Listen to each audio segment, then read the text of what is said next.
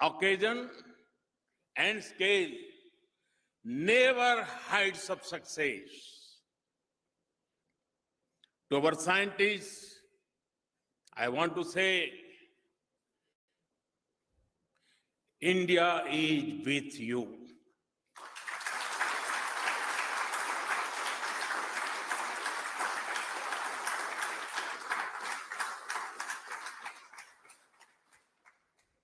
You are exceptional professionals who have made an incredible contribution to national progress. You have given your best always and will give us several more opportunities to smile.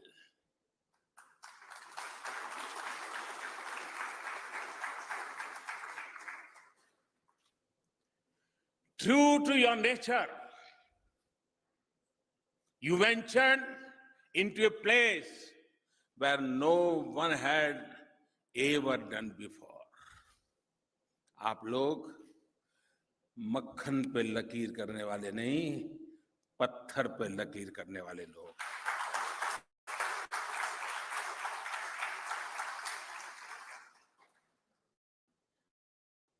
You came as close as you could. Stay steady and look ahead. I also salute the families of our space scientists.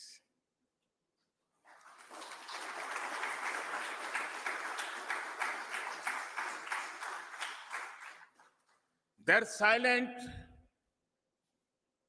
but valuable support remains a major asset. Sisters and brothers of India, resilience and tenacity are central to India's ethos. In our glorious history of thousands of years, we have faced moments that may have slowed us, but they have never crushed our spirit. We have bounced back again and gone on to do spectacular things. This is the reason our civilization stands tall.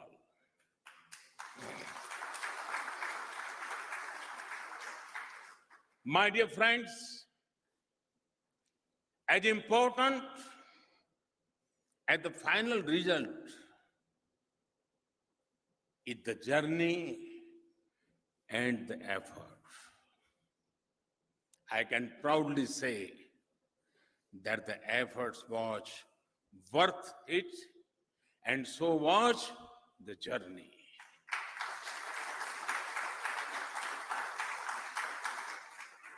Our team worked hard, traveled far, and those teachings will always remain with us. We will look back at this journey and effort with great satisfaction. The learnings from today will make us stronger and better. There will be a new dawn and a brighter tomorrow very soon. साथियों, परिणामों से निराश हुए बिना निरंतर लक्ष्य की तरफ बढ़ने की हमारी परंपरा भी रही है और हमारे संस्कार भी है. हमारा हजारों वर्ष का इतिहास ऐसे उदाहरणों से भरा हुआ है. जब शुरुआती रुकावटों के बावजूद हमने ऐतिहासिक सिद्धियां हासिल की है. खुद इसरो भी कभी न हार मानने वाली संस्कृति का जीता जागता उदाहरण है।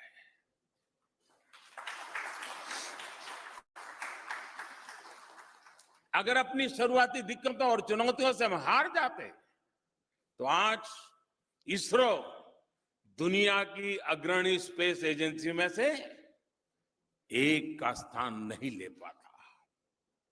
साथियों, परिणाम अपनी जगह है, लेकिन मुझे और पूरे देश को अपने वैज्ञानिकों, इंजीनियरों, आप सभी के प्रयासों पर गर्व है। मैंने आपसे रात में भी कहा था और अभी फिर कह रहा हूं, मैं आपके साथ हूं।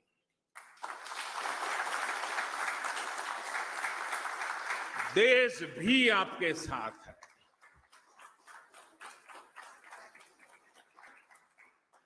साथियों, हर मुश्किल, हर संघर्ष, हर कठिनाई हमें कुछ नया सिखाकर जाती है। कुछ नए आविष्कार, नई टेक्नोलॉजी के लिए प्रेरित करती है और इसी से हमारी आगे की सफलता तय होती है। वैसे भी मैं मानता हूं, ज्ञान का अगर सबसे बड़ा शिक्षक कोई है तो विज्ञान है। विज्ञान में विफलता होती ही नहीं है, केवल प्रयोग और प्रयास होते हैं।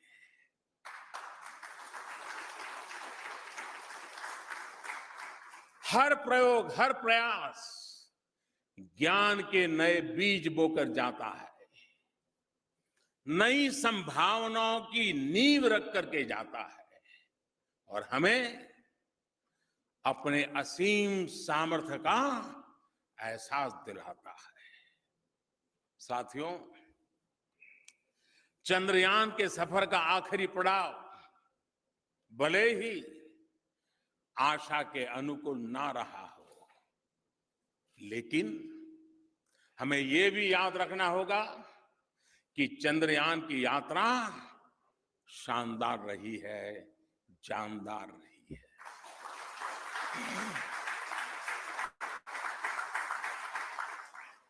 इस पूरे मिशन के दौरान देश अनेक बार आनंदित हुआ है, गर्व से भरा है। इस वक्त भी हमारा ऑर्बिटर पूरी शान से चंद्रमा के चक्कर लगा रहा है।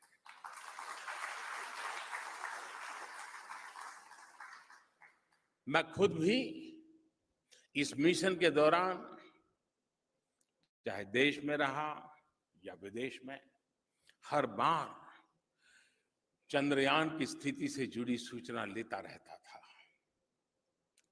साथियों, भारत दुनिया की अहम स्पेस पावर में से एक है, तो उसके पीछे आप सभी का दशकों से जिन साथियों ने इसरो में काम किया है, उनका परिश्रम है, उनका योगदान है। ये आप ही लोग हैं जिन्होंने अपने पहले ही प्रयास में मंगल ग्रह पर भारत का झंडा फहराया था।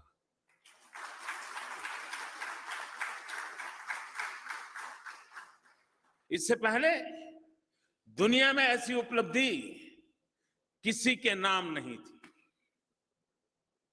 हमारे चंद्रयान ने ही दुनिया को चांद पर पानी होने जैसी अहम जानकारियां दी। ये भी आपके ही प्रयास थे कि हमने 100 से ज्यादा सैटेलाइट एक साथ लॉन्च करके एक नया रिकॉर्ड बनाया था। जब इसरो के पास सक्सेस की एनसाइक्लोपीडिया हो, तो रुकावट के एक दो लम्हों से आपकी उड़ान आउट ऑफ ट्रेजेक्टरी नहीं हो सकती।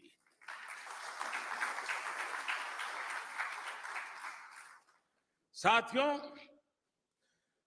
हमारे संस्कार, हमारा चिंतन, हमारी सोच इस बात से भरी पड़ी है, जो हमें कहते हैं और जिसमें हम विश्वास कहते हैं, वयम अमृतस्य पुत्रः, वयम अमृतस्य पुत्रः, हम अमृत की संतान हैं, जिसके साथ अमरत्व जुड़ा हुआ होता है। अमृत की संतान के लिए न कोई रुकावट है और न ही कोई निराशा। हमें पीछे मुड़कर निराशा नहीं होना है, हमें सबक लेना है, सीखना है, आगे ही बढ़ते जाना है और लक्ष्य की प्राप्ति तक रुकना नहीं है। हम निश्चित रूप से सफल होंगे। हम मिशन के अगले प्रयास में भी और उसके बाद के हर प्रयास में भी कामयाबी हमारे साथ होगी। 21वीं सदी में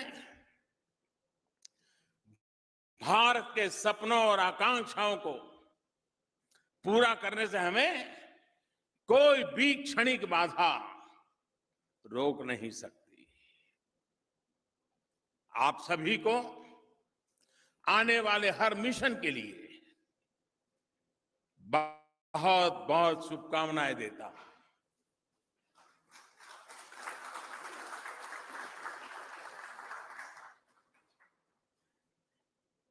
और मैंने पहले कहा वैसे ही विज्ञान परिणामों से कभी संतुष्ट नहीं होता है। विज्ञान की इनहेरेंट क्वालिटी है प्रयास, प्रयास और प्रयास। वो परिणाम में से भी नए प्रयास के अवसर ढूंढता है। वो परिणाम से रुकता नहीं है, नहीं वो परिणाम के सामने झुकता है। और ये आपके संस्कारों में है और इसीलिए तो देश आपके प्रति गर्व करता है। मेरा आप पर भी विश्वास है। मुझसे भी आपके सपने और ऊंचे हैं, मुझसे भी आपके संकल्प और गहरे हैं, मुझसे भी आपका प्रयास सिद्धियों को चूमने का सामर्थ्य रखता है। और इसलिए मैं पूरे विश्वास के साथ आपके हौसलों पर भरोसा करके, दरअसल मैं आपको उपदेश देने नहीं आया, मैंने सुबह सुबह आपके दर्शन आपसे प्रेरणा पाने के लिए किए। From nearly 6,048 kilometers per hour without any aid from the thin and tenuous moon's atmosphere. The lunar dust at the time of landing and the craters and boulders scattered over the moon's surface make it further complicated to achieve this. The new and improved Chandrayaan-3 design has been built after envisaging all the scenarios which the lander module can encounter. With several software improvements, provision for full-level redundancies, a plethora of special tests, namely the integrated hot test, integrated cold test, and lander leg drop tests were carried out for the lander module. The success of these tests has provided great confidence in the performance of all the onboard sensors, propulsion system, and associated guidance, control, and navigation algorithms. The key findings during the tests have enabled to improve the overall system performance. The largely unexplored south pole of the moon has been chosen as the intended landing site since there is a possibility of finding ice and other minerals, which would be vital resources for future explorers.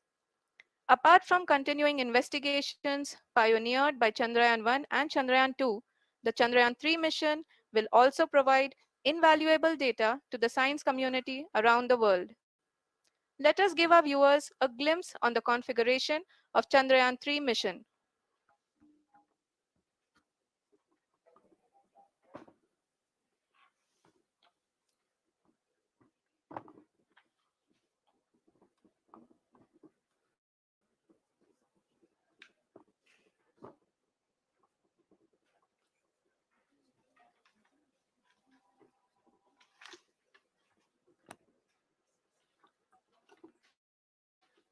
Chandrayaan 3 का mission plan लगभग चंद्रयान 2 की तरह ही बनाया गया है। यहाँ यह भी सुनिश्चित किया गया है कि चंद्रयान 3 को रॉकेट से अलग होने से लेकर के चंद्रमा के निकटतम कक्षा में स्थापित होने तक सारी गतिविधियां चंद्रयान 2 के तरह ही हों। और अब हम यह कह सकते हैं कि यह प्लान पूरी तरह से 100% सफल रहा। हालांकि लैंडर मॉड्यूल के सेंसर्स और प्रोपल्शन सिस्टम को इस तरह से मजबूत किया गया है कि लैंडर पावर डिसेंट के समय किसी भी आपदा से बाहर आकर के मिशन के मुख्य उद्देश्य को पूरा कर सके। इस क्रम में लैंडर के मुख्य सेंसर्स कारा, लासा, एलएचबीसी, एलडीवी और एलएचडैक का कार्यात्मक परीक्षण भी किया जा चुका है। एलडीवी, जो कि पूर्णतः स्वदेशी तकनीकी से बनाया गया एक नया सेंसर है, इसका मुख्य कार्य लैंडर के वेलोसिटी को तीनों अक्षों में कंप्यूट करना है। पावर डिसेंट के दौरान लैंडर के सटीक पोजीशन और वेलोसिटी का ज्ञान होना बहुत ही आवश्यक है। लिराप यानी laser inertial referencing and accelerometer package इस कार्य को पावर डिसेंट के दौरान बखूबी निभाएगा। ट्रजेक्ट्री जनरेशन, जो कि चंद्रयान 3 मिशन के लिए बहुत ही अहम है, क्योंकि हर ऑर्बिट मैन्यूवर के बाद यह सुनिश्चित किया जाता है कि लैंडर की मिशन ऑब्जेक्टिव को ना बदले। इस क्रम में मैं यह भी आपको बता दूं कि ऑर्बिट डिटर्मिनेशन, जो कि उपग्रह के पोजीशन और वेलोसिटी को बहुत ही एक्यूरेटली बताता है, एक बहुत ही कठिन और जटिल कंप्यूटेशन और एस्टिमेशन होता है।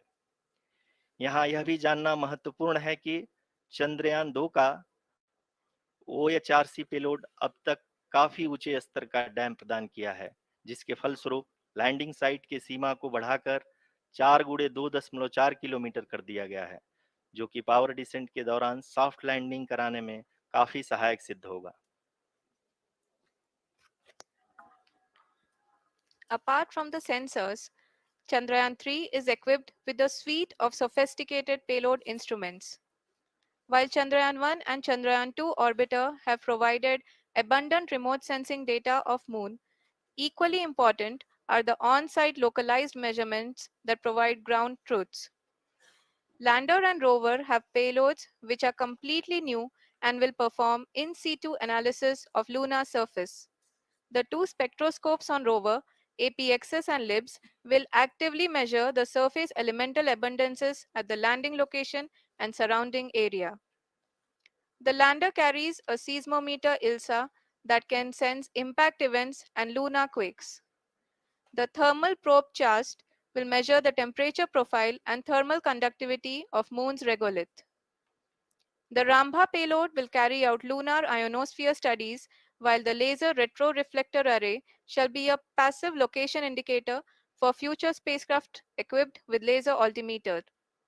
The propulsion module has not been left behind, and an experimental shape payload has been added to it as a value addition. It will help in understanding the nature and characteristics of water-rich planets and will also aid in the future study of potentially habitable exoplanets. We are minutes away from the start of powered descent. The entire powered descent shall be carried out by the onboard autonomous landing sequencer or ALS, which is a series of instructions preloaded to the lander module. These instructions include the commands to be executed, data to be collected and analyzed, and decisions to be made and executed autonomously throughout the powered descent.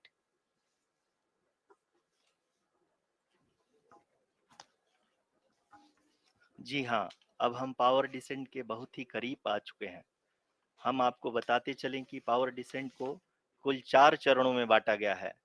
सबसे पहले आता है rough breaking phase, जिसमें lander की ऊंचाई को चंद्रमा की सतह से 30 किलोमीटर से घटाकर 7.4 किलोमीटर कर दिया जाएगा।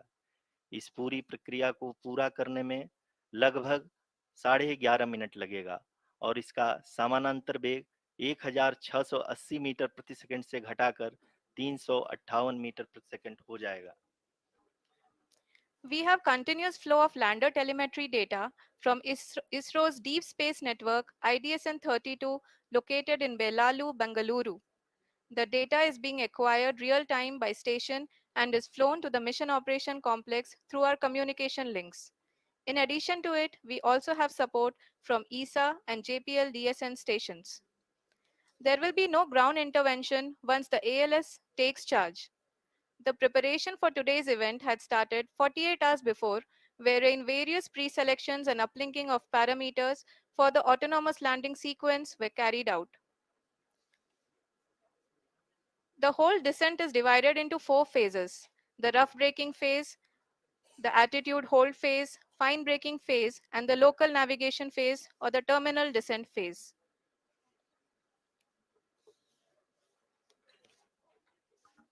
जी हाँ, एटीट्यूड होल्ड फेज, जो कि पावर डिसेंट का दूसरा चरण है, एक बहुत ही महत्वपूर्ण फेज है। इस 10 सेकंड के स्मॉल ड्यूरेशन के दौरान लैंडर के दो महत्वपूर्ण सेंसर कारा और लासा लैंडर की ऊंचाई की गणना करेंगे। इस फेज के पूरा होते ही लैंडर चंद्रमा के सतह से कुल 6.8 किलोमीटर की ऊंचाई पर होगा। During the rough braking phase, the lander velocity shall be brought down from 1680 meters per second to 358 meters per second. The altitude will be brought down from 30 kilometers to 7.4 kilometers at the end of rough braking.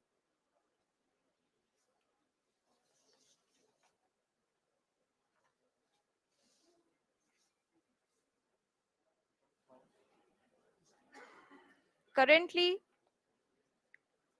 we can see the scientists are analyzing the lander data.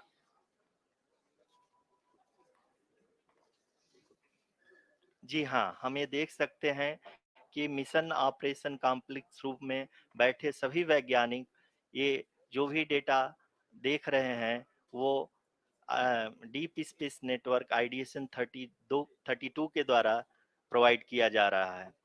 और अगर हम अब बात करें power descent के तीसरे चरण का, जो कि फाइन ब्रेकिंग फेज होगा, जिसमें लैंडिंग साइट से जस्ट 800 मीटर की ऊंचाई पर वर्टिकली होगा। इस चरण को पूरा होने में लगभग 3 मिनट लगेंगे और इस चरण के पूरा होते ही लैंडर की वेलोसिटी लगभग शून्य हो जाएगी। The scientists here at ISTRAC are glued to their systems, analyzing all sorts of complex data. We are very close to the powered descent, to the start of the powered descent phase.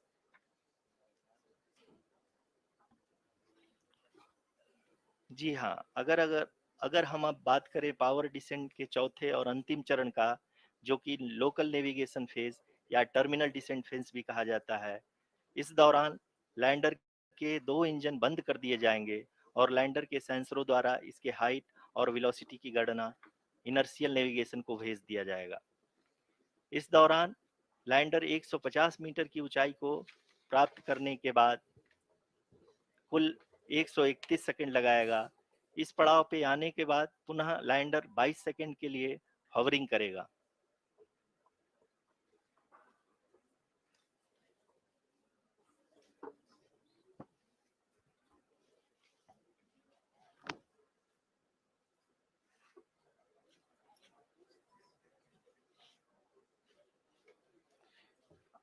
आप इस समय अपने screen पे mission operation complex में बैठे सभी मान्यगणों को देख सकते हैं, जो कि बहुत ही उत्सुकता के साथ टेलीमेट्री डेटा को देख रहे हैं। अभी हम लोग पावर डिसेंट शुरू होने से जस्ट कुछ ही पल दूर हैं।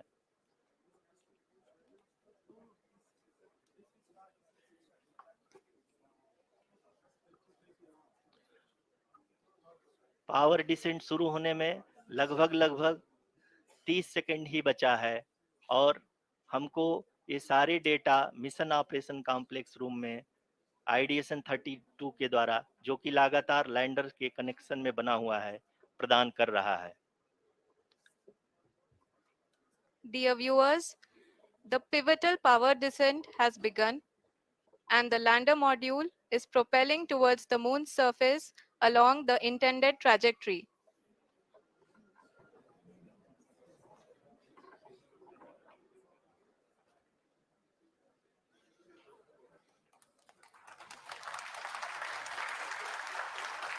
जी हाँ, अब देख सकते हैं रफ ब्रेकिंग फेज की शुरुआत हो चुकी है।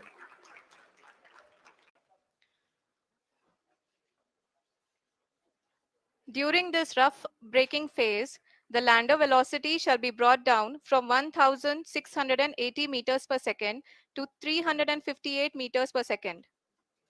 The altitude will be brought down from 30 kilometers to 7.4 kilometers at the end of rough braking. All this in the duration of 690 seconds or 11.5 minutes.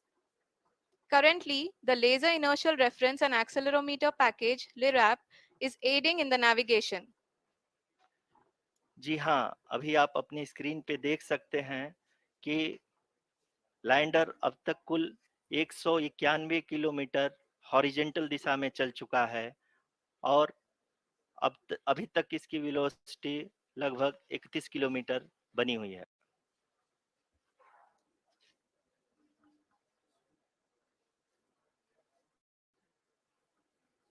The lander module has traveled a distance of approximately 228 kilometers.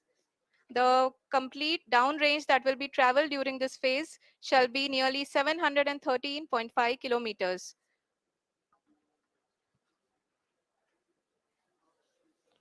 जी हाँ, कुल 745 kilometre के इस rough breaking phase में आप देख सकते हैं कि हम लोग लगभग अपनी यात्रा